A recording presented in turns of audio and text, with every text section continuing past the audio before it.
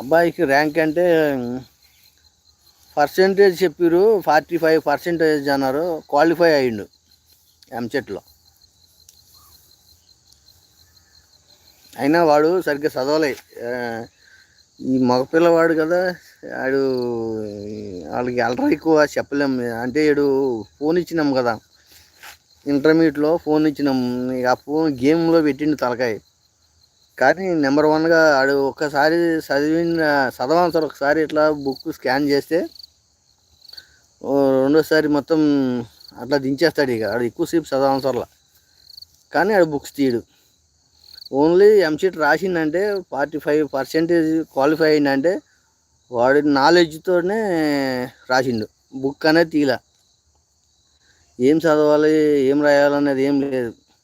Full 24 అవర్స్లో గేమ్లో ఉండేవాడు. ఫుల్ గేమ్, నైట్ డేలో నైట్ కూడా.